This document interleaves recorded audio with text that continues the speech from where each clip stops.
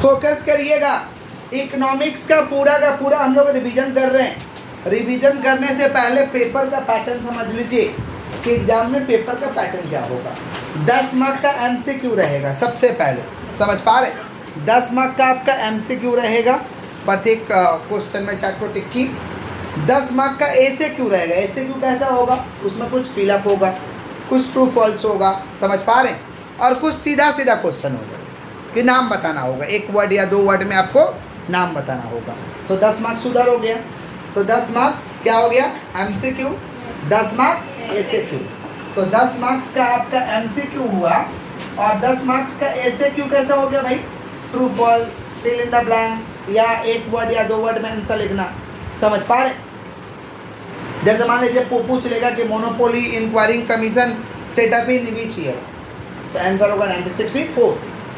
समझ पा रहे, इस तरीका का क्वेश्चन। 10 क्वेश्चन आपका 2-2 मार्क करके रहेगा। ये भी एसक्यू में आता है। 20 मार्क कितना हो गया, 40। और जो लॉन्ग रहेगा वो 5 मार्क्स करके 8 क्वेश्चन रहेगा। 5 मार्क्स और में ऑप्शन भी आपको मिलेंगे और में, समझ पा रहे, बट 5 मार्क्स करके आपको 8 क्वेश्चन करने होंगे। तो कितना हो गया भैया, 40। तो 40 और 40 कितना हुआ, 80। एग्जाम कितना का होगा, 20 किधर चला गया, प्रोजेक्ट में, जो कि प्रोजेक्ट ऑलरेडी आप लोग जमा कर चुके हैं। क्लियर है। चैप्टर वाइज हम लोग रिवीजन कर रहे हैं। चैप्टर 1 से 0 मार्क्स का क्वेश्चन आएगा, इसलिए चैप्टर 1 को हम लोग रिवीजन नहीं कर रहे हैं। समझ पा रहे हैं। चैप्टर 2 हम लोग का डिमांड है। चैप्टर 2 हम लोग का डिमांड है। डिमांड से सिर्फ और सिर्फ 2 मार्क्स के क्वेश्चन आएंगे। यानी आपको कैसा क्वेश्चन पढ़ना है, शॉर्ट टाइप का आंसर पढ़ना है। समझ रहे। तो चैप्टर 2 से हम लोग रिवीजन चालू कर रहे हैं। यहाँ से कितना मार्क का आएगा, 2 मार्क का। कॉन्सेंट्रेशन को हाईएस्ट लेवल पर रखिए और समझते चलिए। सबसे पहले हम लोग समझे थे डिमांड। डिमांड यानी मांग। डिमांड होने के लिए 2 चीज़ का होना जरूरी है। डिजायरनेस का, डिजायरनेस टू परचेज माने डिजायर टू परचेज, खरीदने का इच्छा शक्ति, परचेजिंग पावर। और एक और चीज़ होना जरूरी है, विलिंगनेस, जो आगे पीछे सोचता है। खरीदने का हिम्मत होना चाहिए। खरीदने क्या होना चाहिए, समझ। तो खरीदने का इच्छा शक्ति होना चाहिए, खरीदने के लिए रुपया होना चाहिए, और खरीदने के लिए हिम्मत होना चाहिए। समझ पा रहे हैं। ये तीनों जब रहेगा तो डिमांड किसी भी वस्तु का हो जाएगा। इसको हम कहते हैं इफेक्टिव डिमांड। डिमांड का डेफिनेशन हम समझाए थे कि demand is the desire to purchase backed by the purchasing power. Demand is the desire to purchase backed by the purchasing power. Demand जो है किसी वस्तु का खरीदने का इच्छा शक्ति है, बट उसे सपोर्ट करने के लिए आपके पास परचेजिंग पावर होना चाहिए। जैसे आप रास्ता में गए, आपको आइसक्रीम खाने का मन कर दिया और आइसक्रीम का दाम 10 रुपया है, तो आपके पॉकेट में 10 रुपया रहना चाहिए, तब जाके आप आइसक्रीम खरीद पाएंगे, नहीं तो आइसक्रीम नहीं खरीद पाएंगे। मान लीजिए खाने की इच्छा कर दिया, 10 रुपया है ही नहीं, क्या डिमांड होगा, नहीं होगा। पैसा है लेकिन इच्छा ही नहीं कर रहा, आइसक्रीम वाला घूर रहा है, इच्छा ही नहीं कर रहा, क्या डिमांड होगा, नहीं होगा। तो डिमांड के लिए दोनों चीज़ का होना जरूरी है। डिटर्मिनेंट्स ऑफ डिमांड पढ़े थे, या डिटर्मिनेंट्स ऑफ, उससे कहते हैं हम लोग इंडिविजुअल डिमांड। डिमांड को प्रभावित करने वाले कौन कौन से तत्व थे। पहला था need of the individual. Need of the individual क्या कहता है, जितना जरूरत उतना लोग लेंगे, ज़्यादा जरूरत ज़्यादा लेंगे, कम जरूरत कम लेंगे, नहीं जरूरत नहीं लेंगे। Need of the individual. Taste and preference, व्यक्तिगत स्वाद और पसंद चेंज, डिमांड चेंज। अब टी पीते से अच्छा नहीं लग रहा, कॉफ़ी पियेंगे, समझ पा रहे हैं, डिमांड चेंज हो चुका है। बीड़ी पीते से अच्छा नहीं लग रहा, अब सिगरेट पियेंगे, क्योंकि हमारा टेस्ट चेंज हो चुका है। Test and preference. Test and तीसरा income of the consumer. Income of the consumer में क्या भैया, कि कस्टमर का income change, demand change. Income ज़्यादा हो गया तो भी डिमांड चेंज, इनकम कम हो गया तो भी डिमांड चेंज। जैसे कोरोना को याद करिए, उस समय इनकम लोगों का कम हो गया था, तो हम लोग जितने खाते थे उसमें ज़रूर सेक्रीफाइस किए थे, सोच समझ के खाते थे। अननेसेसरी चीज़ तो खरीदते ही नहीं थे। जिसका ज़रूरत नहीं है वो अननेसेसरी चीज़ होता है, वो तो हम लोग खरीदते ही नहीं थे, बट खाने में भी कटौती कर रहे थे। समझ पा रहे हैं क्या बोल रहे हैं, क्योंकि पैसा आने वाला नहीं है, खाली जाने वाला है, और जो घर में रखा हुआ है कितना दिन जाएगा पता नहीं, समझे, इसीलिए लोग कटौती कर रहे थे। इनकम ऑफ द कंज्यूमर, समझ पा रहे। फ्यूचर एक्सपेक्टेड प्राइस, फ्यूचर में लग रहा है किसी चीज़ का दाम कम हो जाएगा तो उसका डिमांड पे आज ही असर हो जाएगा, या तो घट जाएगा या तो बढ़ जाएगा, इसको कहते हैं फ्यूचर एक्सपेक्टेड प्राइस। तो डिटर्मिनेंट्स ऑफ इंडिविजुअल डिमांड है need of the individual, taste and preference, income of the consumer, future expected price. इसको हम लोग कहते हैं डिमांड फंक्शन भी कहते हैं। इस डिटर्मिनेंट को हम लोग डिमांड फंक्शन कहते हैं। लॉ ऑफ डिमांड समझे थे। लॉ ऑफ डिमांड वस्तु और वस्तु का डिमांड को दर्शाता है, मतलब वस्तु का प्राइस और डिमांड को दर्शाता है। मैंने कोमोडिटी और प्राइस से संबंध रखता है। प्राइस ज़्यादा है तो डिमांड कम है, प्राइस कम है तो डिमांड। ये कौन बोला? Law of demand. मैंने law of demand is the relation between price and commodity. ये किसका संबंध को दर्शाता है? प्राइस और कोमोडिटी के संबंध को दर्शाता है। When price rises demand will be fall and vice versa. मैंने price fall demand will be rises. Other factor will be remaining constant. अन्य कारक स्थिर होना चाहिए। अन्य कारक जैसे मान लीजिए मैंगो का प्राइस 2 रुपये केजी बिक रहा है, लेकिन मैंगो खाने से ही मान लीजिए लोगों का गर्दन टेढ़ा हो जा रहा है या पेट पूरा फूल जा रहा है, क्या खाएंगे? नहीं खाएंगे, क्योंकि उसमें प्रॉब्लम है। अदर फैक्टर ठीक नहीं है। अदर फैक्टर ठीक, लेकिन अदर फैक्टर भी ठीक है। 2 रुपये केजी मिल रहा है, सब लोग खाएंगे। Other factor will be remaining constant. तो लॉ ऑफ डिमांड क्या बोला कि प्राइस ज़्यादा है तो डिमांड कम है, प्राइस कम है तो डिमांड। अन्य कारक स्थिर होना चाहिए। लॉ ऑफ डिमांड के कुछ एक्सेप्शन थे जहाँ पे लॉ ऑफ डिमांड का नियम लागू नहीं होता है, जैसे वेवलेन इफेक्ट। कितना लोगों को लगता है ना कि पैसा ज़्यादा लेगा मैंने माल बढ़िया दे रहा है, अब पैसा कम लिया मैंने माल खराब दे रहा है। ऐसे सोच वाले पे लॉ ऑफ डिमांड का नियम लागू नहीं होता है। स्पेकुलेशन शेयर मार्केट में उल्टा होता है। प्राइस ज़्यादा है तो डिमांड ज़्यादा है, लेकिन लॉ ऑफ डिमांड की बात नहीं बोला। लॉ ऑफ डिमांड बोला प्राइस ज़्यादा है तो डिमांड कम है, लेकिन शेयर मार्केट में क्या होता है? प्राइस ज़्यादा है तो डिमांड, प्राइस कम है तो डिमांड भी कम है। तो स्पेकुलेशन। डेमोन्स्ट्रेशन इफेक्ट, देखा देखी में प्राइस डजंट मैटर। उसके पास बाइक है तो मेरे पास भी बाइक होना चाहिए, समझे? समझ रहे? देखा देखी उसके घर में टीवी है, मेरे भी घर में टीवी होना चाहिए। बोले ना खाएंगे बाकी मेरे पास होना चाहिए, समझे?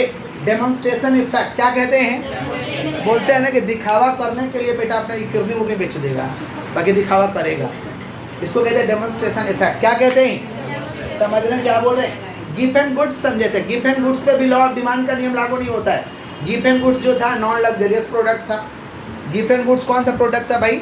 Non luxurious product. समझ पा रहे हैं? इसका प्राइस ज़्यादा है होता है तो डिमांड भी ज़्यादा हो जाता है, और प्राइस कम होता है तो डिमांड भी कम हो जाता है। किसका बात कर रहे हैं हम लोग? Gift and goods. किसका बात कर रहे हैं? समझ रहे हैं? ये नॉन लग्जरियस प्रोडक्ट होता है, सुख सुविधा वाला प्रोडक्ट नहीं होता है। ये सारे के सारे एक्सेप्शन हैं। किसके एक्सेप्शन है भाई? लॉ ऑफ डिमांड के। Law of demand. अब लॉ ऑफ डिमांड के एक और एक्सेप्शन है, एडिक्शन। आदत लग चुका है, जैसे नशा का लोगों को आदत लग चुका होता है तो प्राइस बढ़े घटे मैटर नहीं करता है, वो लोग अपना नशा करेंगे। समझ पा रहे हैं? Addiction. Law of diminishing marginal utility समझे थे। लॉ ऑफ डिमिनिशिंग क्या समझे थे भाई?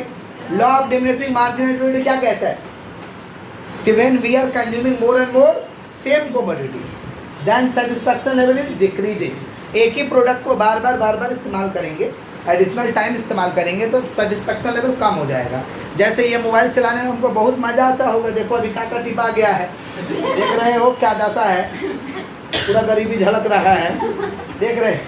देखो समझ रहे? पॉकेट में रख कर टिपा गया, काम नहीं कर रहा भाई, ठीक है? ये चलाने में बहुत मज़ा आता होगा क्या हमको? बोलिए। क्योंकि सेटिस्फैक्शन। अच्छा शुरुआत में किनोगे तो मज़ा आता होगा, बहुत बार इस्तेमाल कर लिए तो सेटिस्फैक्शन लेवल कम हो गया होगा, समझे? बाकी अभी भी हम मज़ा ले रहे हैं थोड़ा समझ रहे हैं? इसको कहते हैं law of diminishing marginal utility. ज़्यादा बार इस्तेमाल किसी भी सामान को कर लीजिएगा तो सेटिस्फैक्शन लेवल कम हो जाएगा, समझे? उतना मज़ा नहीं देगा बट कम हो जाएगा, नहीं समझे? जैसे कपड़ा पे भी एग्जाम्पल दिए थे कि नया नया कपड़ा होता खूब मज़ा से पहनते हैं, छेदा उदा हो जाता है मम्मी को देते हैं, मम्मी भी खूब मज़ा से पोछा लगाती है, अभी तो नया आया है, उनका भी सेटिस्फैक्शन लेवल कम हो जाता है, फिर फेंक दिया जाता है। इसको कहते हैं law of diminishing marginal utility. आगे बढ़ते हैं। Consumer surplus. Consumer surplus is the difference between ready to pay and actual to pay. हम रेडी है मार्केट में 1000 रुपया खर्चा करने के लिए, लेकिन 700 में ही माल मिल गया, बहुत खुशी होता है, लेकिन पैसा बचता है तो बहुत खुशी होता है। 1000 रुपये खर्चा करने के लिए रेडी थे, मार्केट में जाके 1500 खर्चा कर दिए, कितना ज़्यादा? -500 माइनस। तो कंज्यूमर सरप्लस पॉजिटिव भी हो सकता है और निगेटिव भी। इंफीरियर गुड्स क्या भाई? Low quality goods. Inferior goods क्या है? Low quality goods. इनकम ज़्यादा हो जाएगा तो इंफीरियर गुड्स के लिए पॉजिटिव होगा कि निगेटिव होगा? निगेटिव होगा। इनकम ज़्यादा होगा तो घटिया गुड्स कहिएगा। और नॉर्मल गुड्स, जो आप लोग गुड्स खाते हो कौन सा गुड्स है? Normal goods. कौन सा? डिमांड दो तरीका का है, change in quantity demand, change in demand. Change in quantity demand same है law of demand. Law of demand क्या बोला, प्राइस ज़्यादा है तो डिमांड कम है, प्राइस कम है तो डिमांड। और चेंज इन डिमांड क्या है, प्राइस स्थिर रहेगा, प्राइस में चेंज नहीं होगा, बट डिमांड कभी ज़्यादा होगा, डिमांड कभी due to the factors of demand, due to the, समझे क्या बोले, इसके कहते हैं चेंज इन डिमांड। जैसे पार्ले जी,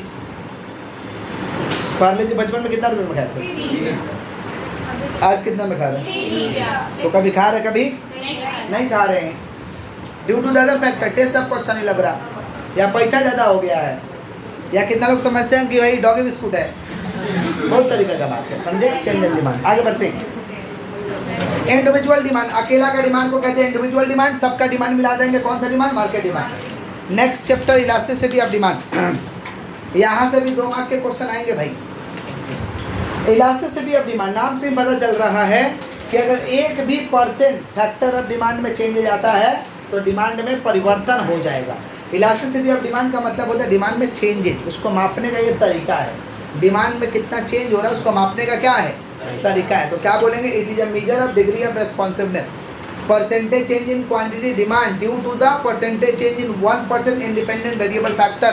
1 भी % जो फैक्टर्स ऑफ डिमांड समझे हो ना, उसमें 1 भी % सुन रहा है जाली, 1 भी % तुम ही को बोल रहे हैं, 1 भी % अगर फैक्टर्स ऑफ डिमांड में परिवर्तन आ जाएगा तो हमारे डिमांड में परिवर्तन आ जाएगा। इसे कहते हैं elasticity of demand. Elasticity of demand 3 तरीका का था, price elasticity, income elasticity, cross price elasticity.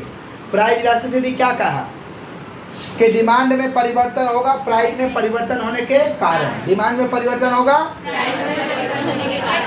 मैंने percentage change in quantity demand due to the percentage change in price. इसका फार्मूला था, इस पर सवाल भी कराया गया था। फार्मूला था delta QD divide by D into delta P divide by P divide by delta P, delta QD divide by D formula था into P divide by delta P। सुन लो ध्यान से, डेल्टा QD माने change in demand, change in, मान लो demand 200 था, हो गया 250, 200 था हो गया, माने ओरिजिनल था 200 बढ़ के हो गया 250, माने कितना बढ़ा, 50, चेंज हुआ 50। P मान लो प्राइस था आपका 10, प्राइस था 10 हो गया 5, प्राइस था 10 हो गया, तो प्राइस ओरिजिनल 10 था, अब घट के हो गया 5, तो कितना चेंज हुआ, 5। ठीक है, अब सोल्व करते हैं, सुनिएगा ध्यान से, दीदी लोग इधर देखिए, सोल्व करते हैं। 0 0 स्वाहा, 5 5 स्वाहा, क्या बचा ऊपर में, 10 दूना 20, 1/2 माना 0.5, 0.5 माने 200 डिमांड था, 200 से बढ़ के 250 हो गया, ओरिजिनल 200 बढ़ के हुआ 250, माने चेंज 50। प्राइस था 10 घट के हुआ है 5, प्राइस था 10 घट के हुआ है 5, माने ओरिजिनल 10 रुपया और घट के हो गया 5, माने कितना चेंज 5, भर देना आंसर आ जाएगा। ये किसका formula, price elasticity of demand. Price elasticity of demand 5 तरीका का होता है, परफेक्टली से दूठो है, इलास्टिक इन इलास्टिक, इनवर्टरी इलास्टिक, और हाईली से दूठो है, elastic in elastic, elastic perfectly elastic. सुनो ध्यान से, परफेक्टली किसका बात कर रहे बोलो, परफेक्टली क्या चीज, सुनो परफेक्टली इलास्टिक क्या बोलते हैं, किसका बात कर रहे भाई, परफेक्टली इलास्टिक। अच्छे से सुनिएगा, सुना, परफेक्टली इलास्टिक का कर्व जो होता है हॉरिजॉन्टल होता है। कर्व कैसा होता है, कर्व कैसा होता है, शेप का नाम पूछेगा।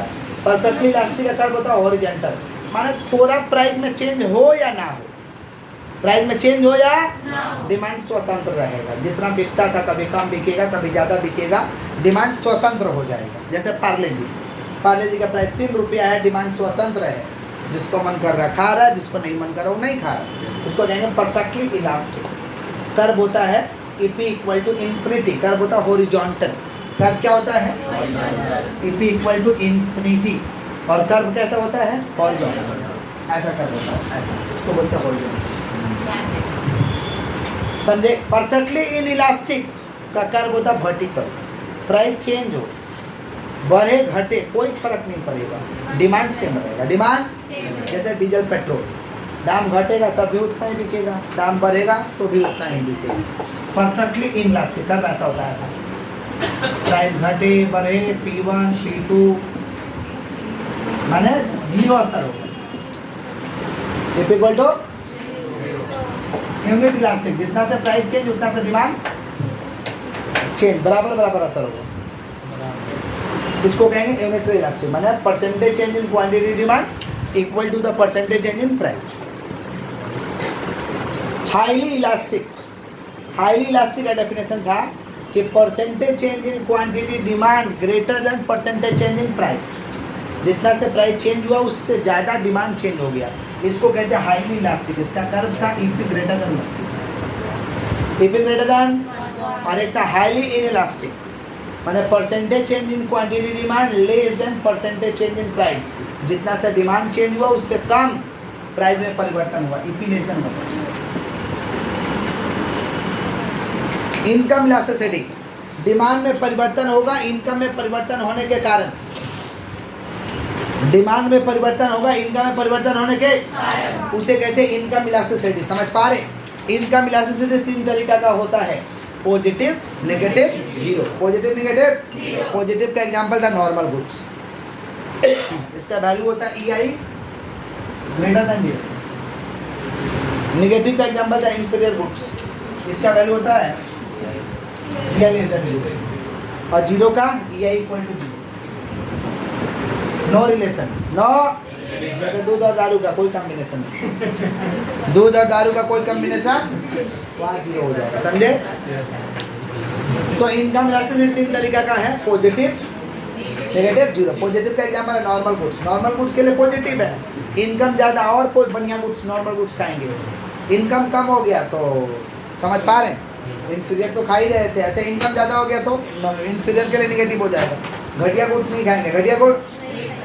क्रॉस प्राइस इलास्टिसिटी क्या होता है कि एक का डिमांड, एक का प्राइस में चेंज तो दूसरा का डिमांड चेंज, एक का प्राइस चेंज तो दूसरा का डिमांड चेंज। समझ रहे हैं क्या कि नहीं समझ रहे हैं? जैसे एग्जांपल बहुत सारा दिए थे, गुड नाइट का ये जो इलेक्ट्रिक वाला समझ, ऑयल मशीन 60-65 रुपये में दे देगा, अगला बार खाली ऑयल लेने आइए 65 रुपये, ऑयल लेने आइए, एक को सस्ता कर दो तो एक का प्राइस कम हो गया तो दूसरा का डिमांड बढ़ जाएगा। मान लो गुड नाइट का तुम मशीन लिया तो ऑयल भी तो गुड नाइट का लगेगा, तो आइए उसमें काट लेंगे आपको, ये पेन 8 लाइन का 35 रुपये मिल जाएगा।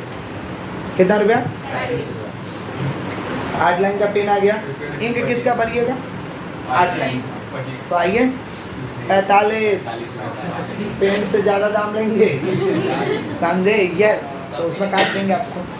तो 8 लाइन का पेन है तो आप मजबूरी में आइएगा 8 लाइन का इंक लेने, तो एक का प्राइस कम तो दूसरा का डिमांड बढ़ गया। इसको कहते हैं क्रॉस प्राइस। क्या कहते हैं? Cross price. क्रॉस प्राइस 3 तरीका का होता है। ओ गरीबो इधर देखो, पानी नहीं मिलता इधर, वी ओनली प्रोवाइड्स एजुकेशन। चलो, क्रॉस प्राइस इलास्टिसिटी 3 तरीका का होता है, positive, negative, zero. Positive negative, positive में क्या होगा भाई? पॉजिटिव का एग्जांपल क्या था? Substitute goods. नेगेटिव का एग्जांपल था कॉम्प्लीमेंट्री, कौन सा? और जीरो में कोई रिलेशन नहीं। ठीक है, आगे बढ़ते हैं। Next chapter production. Next chapter production, 5 marks के क्वेश्चन आएंगे, अच्छे से सुनते जाइए एकदम, बुक नहीं खोलना है, घर में खोल लीजिएगा। बोला गया था खोल के आने, लेकिन खोल के नहीं आए हैं, अभी खोल रहे हैं। बंद करिए और सुनिए, डिस्टर्ब मत करिए। प्रोडक्शन मीन्स, प्रोडक्शन का डेफिनेशन क्या था? The act of making goods and services is called production. वस्तु बनाइए या तो सेवा का निर्माण करिए, दोनों ही प्रोडक्शन है, बट उसका यूजेज होना चाहिए, उससे कमाई होना चाहिए। यूजेज होना चाहिए और वस्तु बनाइए। सेवा कौन दे रहा है? ये इलेक्ट्रिसिटी कंपनी सेवा दे रहा है ना भाई। ये सेवा बनाना बंद कर देगा, इलेक्ट्रिक बनाना बंद कर देगा, पंखा चलेगा? चला के मजा लोगे? बोलो, नहीं मिलेगा, क्योंकि सर्विसेज का उत्पादन नहीं हो रहा।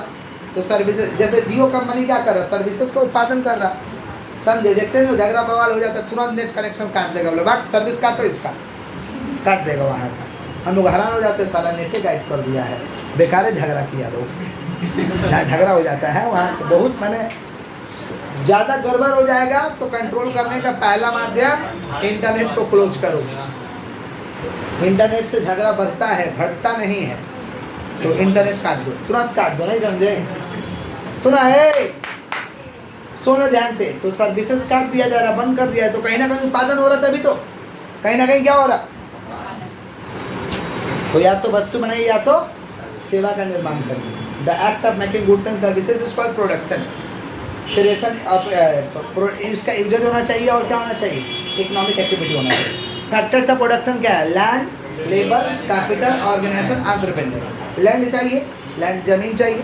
Land is the natural, land is the labour माने मेंटल वर्क और फिजिकल वर्क, सभी लोग लेबर है।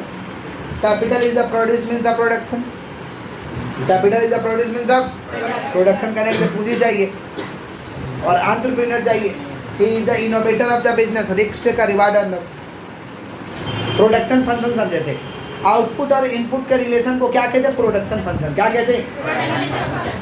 आउटपुट। पंखा क्या है? आउटपुट। उसको बनाने वाला क्या है? इनपुट। ये पेन क्या है? आउटपुट। बनाने वाला क्या है?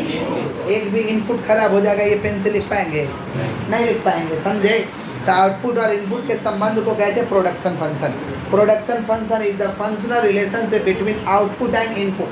आउटपुट एंड ये दो तरीका का होता है भाई, short run, long run. Short run, in the short run some factors are fix and some factors are variable in nature. Short run में उत्पादन के कुछ साधन स्थिर होगा, कुछ परिवर्तनशील होगा, कुछ स्थिर होगा, कुछ समझे? जैसे कैपिटल फिक्स रखे, मान लीजिए दुकान खोले तो इतना ही जगह में खोले, 4 इंच में, समझे? तो ये फिक्स है। अब माल इसमें ज़्यादा रख रहे हैं, वेरिएबल कर रहे हैं, तो कुछ फिक्स है, कुछ परिवर्तनशील है। इसे क्या कहेंगे? Short run. क्या कहेंगे? और लॉन्ग रन में क्या होता है? In the long run all the factors are variable in nature. सारे के सारे फैक्टर्स क्या रहेंगे? परिवर्तनशील। कहाँ पे परिवर्तनशील रहेंगे भाई? लॉन्ग रन में। कहाँ पर रहेंगे? क्लियर है? पक्का। शॉर्ट रन में किसका नियम लागू होता है? Law of variable proportion. Law of. Long run में किसका नियम लागू होता है? Law of return to scale. Short run को हम लोग सिंबॉलिकली ऐसे दिखा सकते हैं, Qx इक्वल टू एफ के पे बार कॉमा एल, माने एक फिक्स है, एक वेरिएबल। और लॉन्ग रन को ऐसे दिखाएंगे, ठीक है? फर्क है, इस पे बार है, इस पे बार नहीं। माथे पे दाग है, हम लोग ऐसे समझ ज़्यादा आता है, इसको माथे पे दाग, ठीक है?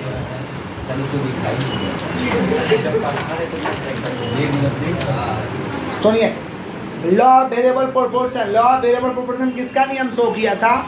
इनपुट और आउटपुट। इनपुट और इस कंसेप्ट को कौन दिया था? मार्शल। कौन दिया था? समझे? ये क्या बोला था कि नंबर ऑफ वेरिएबल फैक्टर बढ़ाओगे तो टोटल प्रोडक्ट बढ़ेगा, लेकिन बहुत ज़्यादा बढ़ा दोगे तो टोटल प्रोडक्ट कम होने लगेगा। कौन बोला था? Law of variable proportion. इसको एक्सप्लेन किया गया था 3 प्रोडक्ट के माध्यम से, total product, average product, marginal product. Total product माने total production during the year, कुल उत्पादन को हम कहते हैं टोटल प्रोडक्ट। एवरेज प्रोडक्ट कैसे निकल रहा था भाई? Total product divide by N, total product divided by N. और मार्जिनल प्रोडक्ट क्या था भाई? एडिशनल। एडिशनल जहाँ भी होगा उसे मार्जिनल कहेंगे, माने it is addition to the total product when one extra unit will be produced। Marginal product का फार्मूला था TPN माइनस TPN माइनस 1, ये फार्मूला था मार्जिनल प्रोडक्ट का। अच्छा, लॉ ऑफ वेरिएबल प्रोपोर्शन का 3 स्टेज था, increasing, decreasing, negative. Increasing, decreasing. Increasing माने बढ़ रहा है, डिक्रीजिंग माने घट रहा, नेगेटिव माने माइनस में जा रहा। सुनिए, फिर रिलेशन समझे थे एवरेज प्रोडक्ट और मार्जिनल प्रोडक्ट का। एवरेज प्रोडक्ट और मार्जिनल प्रोडक्ट का रिलेशन बहुत इंपॉर्टेंट है। सुन लीजिए फिर से, एवरेज प्रोडक्ट, मार्जिनल प्रोडक्ट सुन लो। जब एपी इंक्रीजेज, एपी बढ़ने का चेष्टा करता है तो एमपी उससे ज़्यादा हो जाता है, MP greater than AP. AP increases, MP greater than AP. AP जब मैक्सिमम होता है भाई, एमपी इक्वल टू एपी। और एपी जब घटने लगता है तो MP less than AP. MP less then, example दिए थे धनी और गरीब का। मान लो एपी गरीब है और एमपी धनी है, तो सुन लो ध्यान से, गरीब का इनकम बढ़ेगा तो धनी का भी इनकम रफ्तार में बढ़ेगा। गरीब का इनकम बढ़ेगा ना तो धनी का भी इनकम बढ़ेगा। धनी प्याज नहीं छीलने लगेगा संदीप के तरह। सुन लो किसका बात कर रहे हैं? सुनो, एपी इंक्रीज है, एमपी ग्रेटर देन एपी, अरे गरीब का इनकम बढ़ेगा तो धनी का भी इनकम बढ़ेगा, ठीक है। और एपी मैक्सिमम, गरीब बहुत पैसा कमा लिया तो बराबर होगा भाई, क्या होगा बराबर, समझे क्या बोले, MP equal to AP, MP equal to, समझ रहे हैं। अब खेसारी लाल यादव नॉर्मल सिंगर थे, अभी टॉप लेवल पे चले गए हैं तो बराबरी में है, बराबरी में। अब छोड़ो ना क्या, वही बहुत मजा आ रहा है। एपी, एपी डिक्रीज है, एपी गरीब का इनकम कम हो जाएगा तो धनी का इनकम उससे ज़्यादा कम हो जाएगा। कोरोना टाइम याद रखो, कोरोना टाइम एक गरीब मान लो 100 रुपये कमाता था, उसका इनकम धड़ाक से बंद। अब मान लीजिए ई भाई साहब 10,000 कमाते थे, वो गरीब मान लीजिए 100 कमाता था, ई भाई साहब 10,000 डेली कमाते थे, उनका पीछे वाला 20,000 कमाता था और उनका बगल वाला 30,000 कमाता था। चारों का इनकम बंद हुआ, चारों का इनकम बंद हुआ तो उसका कितना बंद हुआ 100, इसका कितना बंद हो गया तो उससे ज़्यादा बंद हुआ, उसका कितना बंद हुआ तो उससे ज़्यादा बंद हो गया, उसका कितना बंद हुआ, समझे। तो कम होगा, गरीब का इनकम कम होगा तो धनी का भी इनकम बहुत ज़्यादा कम होगा। कहेगा तो 100 रुपये कमा रहा था तो 100 कम हुआ, वो तो सारा 10,000 कमा, 10,000 कम हो गया, समझा। तो AP decreases MP less than AP, AP less than, relation याद रहेगा, AP increases MP greater than AP, AP maximum MP equal to AP, AP decreases MP less than AP, याद रहेगा। और रिलेशन समझे तो टीपी और एमपी का,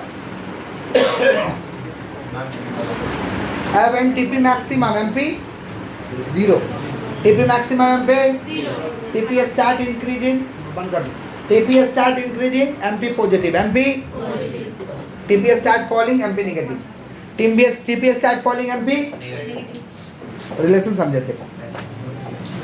फिर था हम लोग का क्या चीज, law of return to scale. कहाँ law of return to scale भी शो करता है आउटपुट और इनपुट के रिलेशन को, कहाँ अप्लाई होता है, लॉन्ग रन में। कहाँ अप्लाई होता है, law of return to scale का 3 गो स्टेज था, IRS, CRS, DRS, याद आ रहा,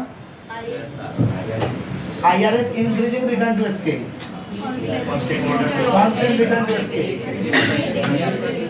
डिमिनिशिंग रिटर्न टू स्केल या डिक्रीजिंग रिटर्न टू स्केल, सुना, कांस्टेंट रिटर्न टू स्केल सुना। IRS increasing return to scale क्या कहता है, percentage change in output greater than percentage change in input, जितना इनपुट लगाया उससे ज़्यादा आउटपुट मिला, जितना इनपुट लगाया उससे ज़्यादा आउटपुट मिला। मान लो 100 रुपया लगाए इनपुट में तो हमको मिल गया 250, इसको कहेंगे IRS, ज़्यादा मिला। और CRS constant return to scale, 100 रुपया लगाए तो 100 रुपया मिला, इसको CRS कहेंगे। DRS किसको कहेंगे, 100 रुपया लगाए तो 80 मिला, इसको DRS कहेंगे, समझे। Next chapter cost of production. अच्छा, इसी में था economies of scale. Economies of scale बोलता है कि लार्ज स्केल पे प्रोडक्शन करिएगा तो आपको बेनिफिट मिलेगा, लार्ज स्केल पे प्रोडक्शन करिएगा बेनिफिट मिलेगा, बढ़िया करिएगा बेनिफिट मिलेगा। इकोनॉमीज ऑफ स्केल 2 तरीका का था, internal economies, external economies. Internal economies particular form को फ़ायदा मिलेगा, एक पर्टिकुलर फॉर्म बढ़िया करेगा तो उसको बढ़िया मिलेगा।